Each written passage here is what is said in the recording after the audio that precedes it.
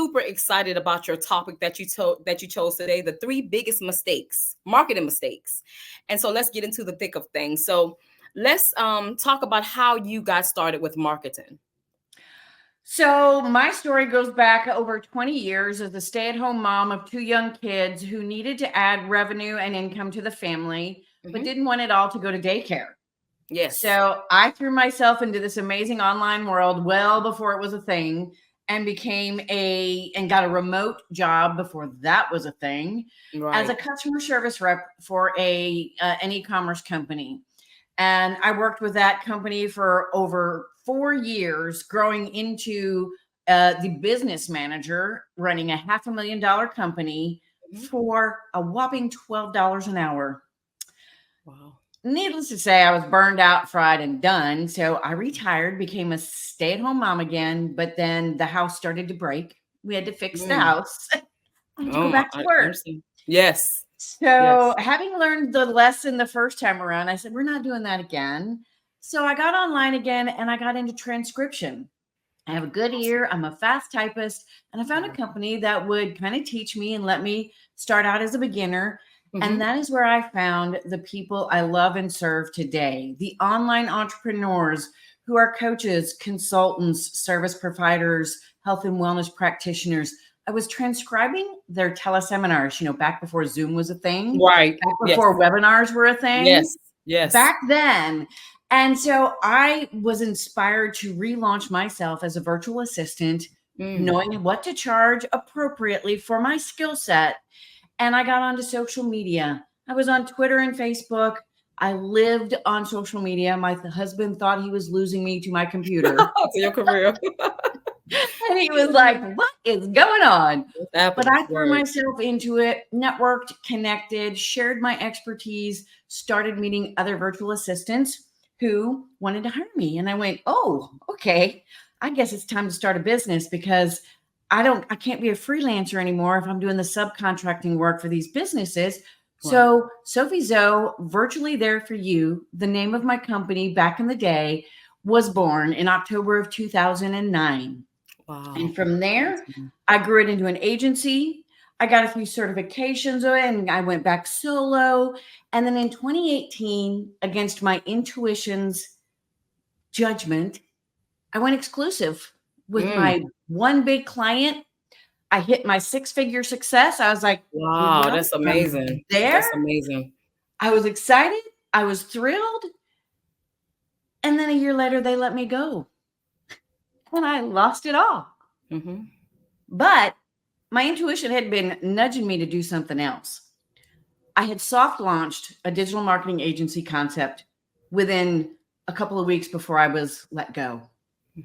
And that digital marketing agency is what saved my business, saved my life, and grew and evolved into what I do today, something more amazing, bigger and better than ever. I love what I do. I have a life outside of my business now, and I have the opportunity to do more, have more, be more, and serve more, and not be killing myself doing things I don't love doing. And that's what it's about. You're doing something that you absolutely love. And so I know that you want to tell that employer, thank you, because they pushed you into your now career. I do see that you started 20 years ago. And so that is an absolute long time to be in business, to be an entrepreneur for sure. And so tell us about one of the things that you that when you want to discuss the 3 biggest marketing mistakes. And so kind of let's get into the thick of that. All righty. So in my experience and working in digital marketing with myself and my team all these years, we have done it all. And we figured out the way to get repeatable, measurable results is not by throwing spaghetti against the wall to see what sticks. That is mistake number 1. Throwing spaghetti against the wall to see what sticks, or spraying and praying, as I've heard some people call it. It's about being all over the place with your marketing. Like one day you're doing Facebook ads, the other you're on TikTok, then you're doing YouTube, and then you're doing a podcast, and you're not giving any one thing a chance to catch fire and do well and be measurable and sustainable and get you what you're looking for in your marketing. Because if you're doing all these different things, you're spreading yourself too thin. Mm-hmm. You're trying to be a jack of all trades and master of none. Right. And it's exhausting. It is.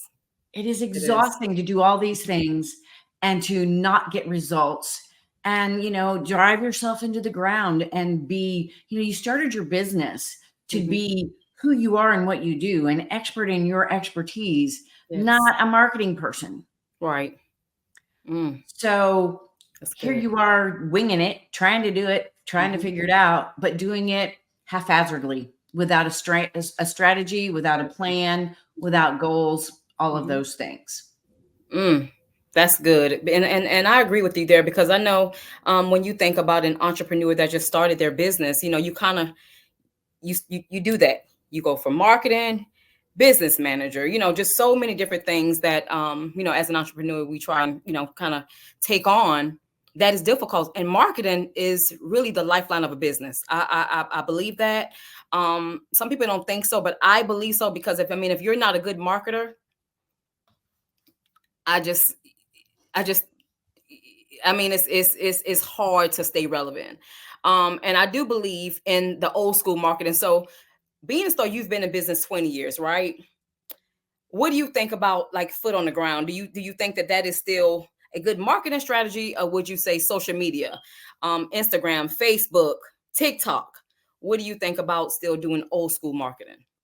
Old school marketing can fit into a comprehensive marketing strategy because no one thing is going to get you where you want to go. There is too much out there to choose from, and you have to choose wisely, and you have to do things that are going to intertwine, that are going to feed each other and make each aspect perform better and get the results you want, because no one thing can do it all for you. Not anymore. It used to be that way. When I first started my business in 2009, literally social media was my thing. It was my bread and butter. And that's pretty much all I did. I mean, I still blogged and had a newsletter, but I focused on social media. It's where I thrived, where I made connections, where I could get my business. Now, that's not enough. One thing is not enough. But the way you stop throwing the spaghetti is by doing your homework, doing the research, figuring out who your ideal client is and where they hang out, how they want to consume information, and how they want to hear it or see it or read it. Because ultimately, it's about being on the platforms and doing the marketing initiatives right in front of them where they are, not being on every single social media platform because everybody else is. Right. If your ideal clients are not on Instagram, what are you doing on Instagram? That's good. That's good. What are you doing there? Because you're wasting time and energy where it's falling on deaf ears. That's good. Oh, that is really, really, really good. And so, what would you say the second biggest marketing mistake would be for a business owner? This one is the one I alluded to toward the end of throwing spaghetti. It's doing the marketing yourself and hating doing it. That's good. When you're doing it yourself and it's not your expertise and you don't love doing it, we see that. Your audience sees that because your copy comes out blah. It comes out vague and boring. It comes out sporadically because you don't have a consistent plan and you hate doing it. You put it off as long as you have to. Right. And in today's crazy algorithms, if you're not consistently doing things, nobody can find you. You are the best kept secret because you're not doing anything consistent. You're not speaking to your audience in the way they want to be spoken to, and you're not where they are. And everything you do comes from a place of, ugh, I don't like this. I don't want to do this. Right. And it all shows in your marketing, which is another reason why you're not getting results.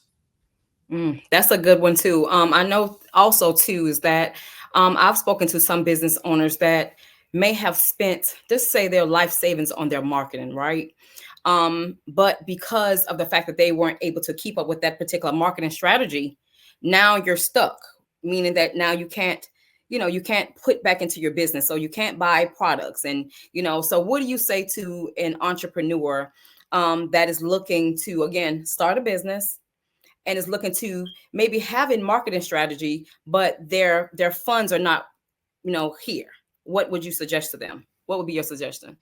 Well, they can get the strategy from a strategist within there. But I mean, because there's, I'm a marketing strategist. I have marketing strategists on my team, and there's plenty of us out there. I'm not the only one, and I couldn't be the only one, even if I tried.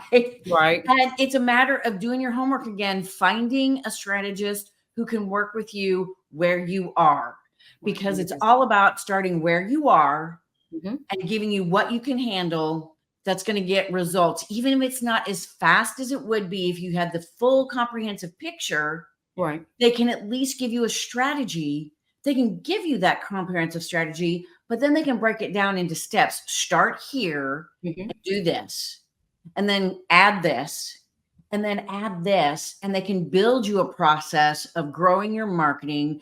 And in that process, they're also going to be showing you when and where to hire help, because you're going to have help. Even as a beginner, yes, maybe the first 6 months a year, you're going to do it by yourself. But even if you're generating any revenue, you need to hire somebody to take some of it off your plate to focus on the revenue generation. Because once you do that, the more you can give to those people, the more people you can hire, and eventually get all of the marketing off your plate completely. That is good. Ladies, I hope you guys are taking notes, because this is good. This is absolutely good. And because so I can just speak about myself, right? And so I had a brick and mortar boutique. And when I started, I'm gonna be honest with you, I done my marketing myself. I done my marketing myself, but as you indicated, I was totally burnt out. And so I think it's very much so important to bring on someone that, that's your niche, that's your thing. And so, how to guide an entrepreneur, how to get there, right? And so what would you say would be your third thing, one of the biggest mistakes for marketing mistakes in business? What would be the third one?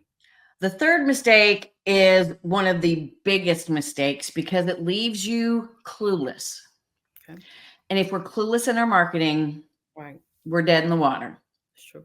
And that is not measuring your metrics, not setting goals and KPIs and tracking the metrics of what you're doing to figure out what works. Because until you figure out what works, you can't throw your heart and soul into that thing that works to grow your business easily and sustainably. Oh, and by the way, then you can rinse and repeat it with your different offers, your different services, your different products, because once you figure out what works for your ideal audience, where they are, you can then rinse and repeat it and just revise it to fit the next offer, the next thing. Or if you even want to try different audiences, you know what to do, and you just revise what you did for this audience to fit this audience. And you just add revenue streams and offers onto your business once you have figured out what marketing works for you, your clients, and that kind of a thing. And you can only do that if you have a marketing strategy and implementation plan that has specific goals and KPIs to measure, to know what works. And then once you figure out what works, you maximize that, you tweak, fix, or get rid of the things that don't work, and you just continue to expand upon what works, and then you rinse and repeat. Now, you do have to watch it. You can't just set it and forget it, because as we all know, algorithms change, trends change, the economy changes, the president of the US changes, the world blows up, so to speak.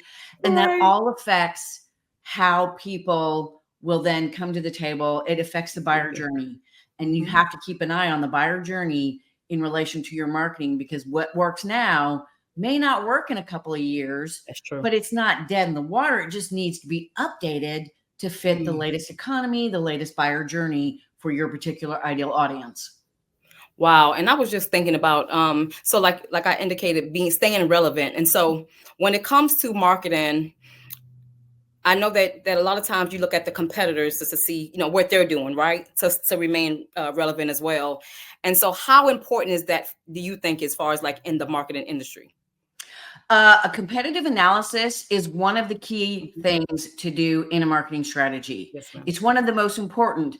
And here's what I really want to drive home to everybody is when you're doing a competitive analysis, it's not comparing yourself to others and going, oh my gosh, she's doing this. She's making this much money. I must suck because I'm not doing that. No, that's not what this is about. This is an objective view of who your competition is, how you stand up to them and with them, but not in the, oh, she's a success and I'm a failure. It's like, what is she or he doing that is, that I can, measure, because you're measuring what they're doing in their marketing. Right. And then you're going to be, okay, now how am I different? How can I stand out in the crowd and be the best known in my industry instead of the best kept secret? How do I compete with them from the standpoint of how am I different and how can I use that to speak to my ideal clients where they are on the platforms they're on to be able to get my audience glued to me, just eating up everything I'm giving them and getting on my list and then having a call and then buying my services because it does matter what your competition is doing, but not in comparison syndrome mode where it puts you in a negative mindset of, syndrome. I suck because my competitors are doing this and I'm not. Not about that at all. Right. That is good. That is good as well. And so, sometimes, when you're looking at someone's marketing and as indicated, not particularly comparing, but just seeing how you can be better for your business. And so sometimes like you may see someone showing like, just look at someone and I'm gonna go back to a boutique. And so I may see someone that's actually, showing themselves getting dressed every day. And although I'm not really, really big on Instagram, they may have 50,000 followers, right? And I'm like, okay, maybe I should try Instagram. But again, that's just not my thing. And so you said something that really stuck with me. Like, if that's not your thing, then leave it be where it is, right? And so I think that that is important. Again, when you are in business, when you are marketing, whoever you're working with should know your niche, should know, exactly what you do so that they can give you the correct pointers to pour into your business. So that's really good. Absolutely. So going back to marketing strategies, right? What would you suggest for an entrepreneur like myself, again, that has a boutique, or for someone that may be just getting into marketing, that may be doing websites, that may be doing landing pages? What would be your suggestion for them? Well, you need a strategy. I mean, there's no way around it anymore. And the way you can build your strategy is there's a few things you can do on your own. Okay. You can first, you got, like I said, you got to figure out, who you're talking to, who's your ideal client. And it's not just about demographics, knowing that they're female, married, 5 kids, their business is this, that, you got to know the psychographics, their attitudes, their aspirations, their pain points, their goals, all of the things that make them up as a human being. Because you're talking to a human being. You're not talking to a person in a job in a business. And then you need to get clear on what makes you stand out. Like we did, you do that competitive analysis, you figure out your unique value proposition, and then your marketing, your messaging is all about that. And your messaging is written or done in a way that speaks to your ideal client that you figured out. And then you pick the platforms where they're at, and you start delivering the content that's going to speak to them, that's going to resonate with them, that's going to draw their attention in and get them interested in you. Yes. And then, of course, you're going to be setting goals for these initiatives so you know what works and what doesn't. And they need to be SMART goals: specific, measurable, achievable, relevant, and time-bound. And get more clients is not a SMART goal, guys. Not a goal, not a SMART goal. Increase website leads by 25% in the next quarter. That's a SMART goal. That's something you can measure.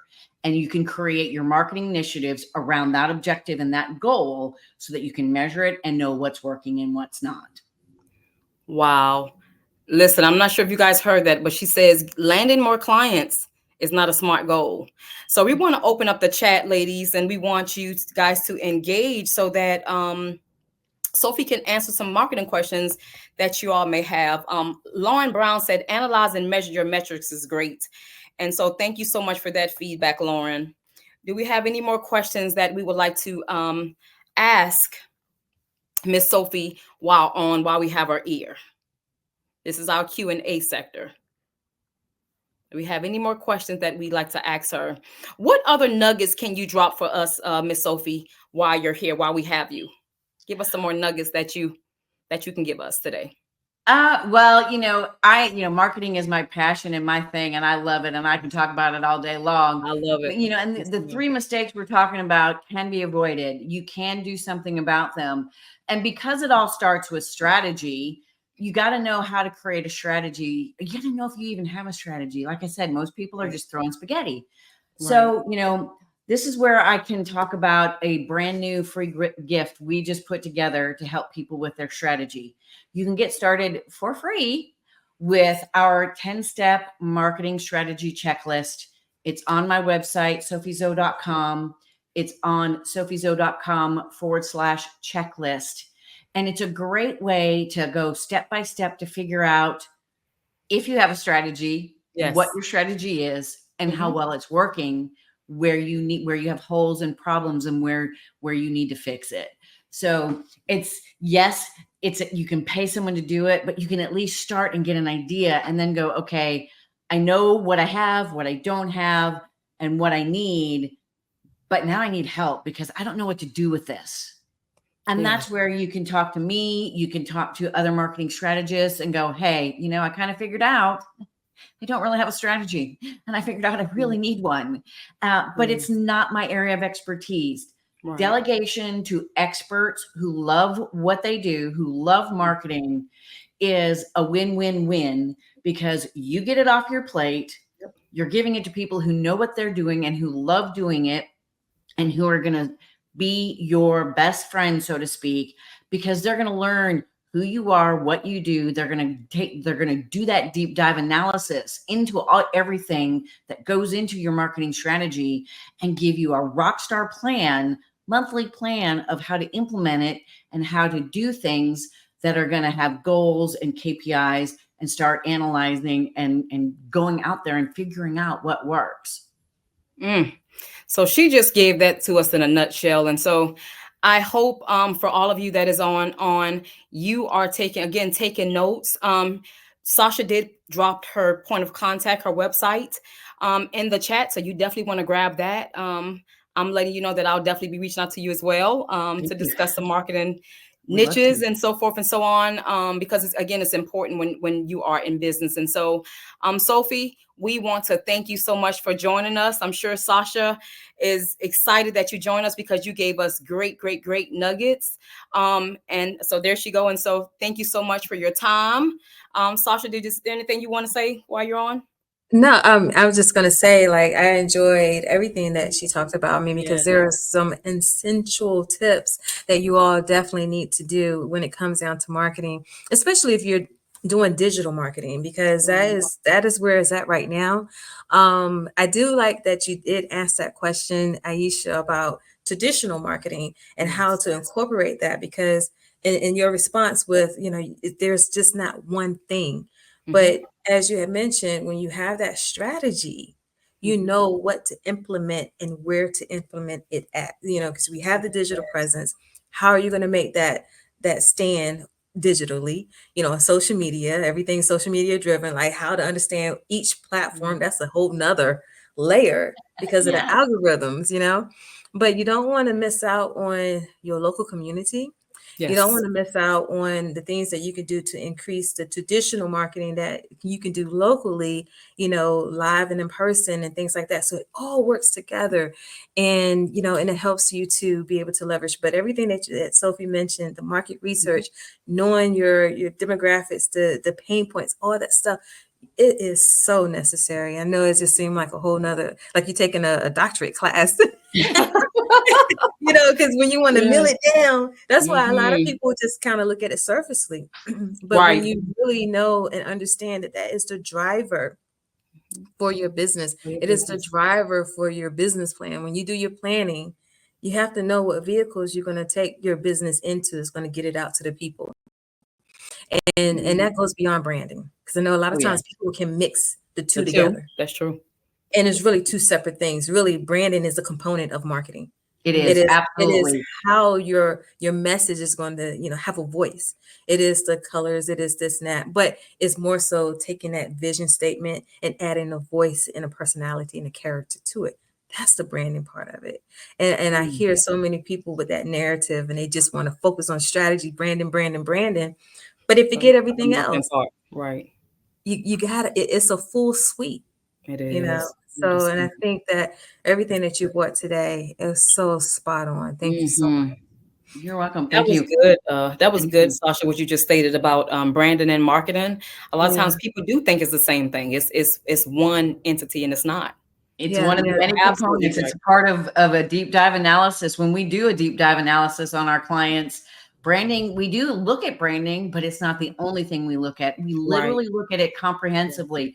We look at their SEO, we look at their branding, we look at their ideal clients, we look at their, their strengths and weaknesses and all of those things, and then do the competitive analysis, because it's not, like I said, it's not just one thing. And in a lot of cases, you can have you have brand strategists and people who do create the brand and even the website, but they forget the SEO. And if you don't have SEO on that gorgeous, fabulous website you just put together, it's for naught, because Google doesn't find the brand. Google doesn't find the pictures and the colors. Google finds the content, the keywords, who you are and what you talk about on that website. So it's just another illustration of how it all works together. And you can't just do one or two things. You've got to do the things that all work together, that fit you, your clients, etc.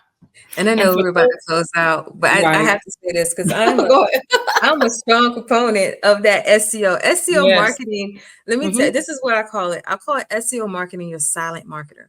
When you put the things in place, like you said, the content, the keywords, the key phrases, and when you understand all of that and you set it up, even if you have the websites, I'm just going to throw it out here, make sure your hosting sites have like an SEO wizard. Because if you're creating the site yourself, you want it at least to have a wizard that's going to help you do the work. But when you put all those things in place, all of it, it helps to really give your name even more power. It helps your website and your content to circulate throughout the algorithms on Google, on any search engine actually, but Google is the primary. And then it taps into all the extra trends that Google have to offer. But then when you're out here building ecosystems and writing books and showing up on podcasts, or even this event right here, that is the thing that helps when people go to vet you and look for you and they say, Google me, Google you. That's where they're going to find everything about you. They're going to find everything about your business, but only if you have actually activated all of those key, secrets and everything, keywords and all the things within an SEO strategy plan for your business. So you definitely want to do that, even if you have a brick and mortar business, even if whatever it is that you want to have, especially the website, it drives from a first point of contact, and that is your website, that is your landing page, that is whatever, and then everything else draws from there. So I love the fact that you just pointed that out, Sophie. We probably got to come back on another plug, you guys. According to Sasha Podcast, Sophie, this is good. We're going to have a marketing marketing cipher. Yes. Let's do it. I'm all about it. I told you, like I said, I could talk about marketing all day long. We could do, a 10-part series and still probably not cover it all. I know. And so I know a lot of times people, like, I'm a business strategist, right? And but I am well versed in marketing and branding and everything. I just fuse it together. So a lot of times people will hear me, they be like, "Oh, Sasha, you sure you're not in marketing?" No, I ain't even claim it, but it is what I could do for other people. So, it's like, it is something that helps to drive you. You have to, level up your business in a way that you want it to look. Yep. And that part is the marketing is really essential to your business. So I'm going to just digress from there. This is good. Listen, I'm super excited for when you guys do the marketing, whatever y'all gonna do, a cipher. But it's gonna be good. That's gonna be good. Thank you. Oh yeah. Thank you so much, Sophie.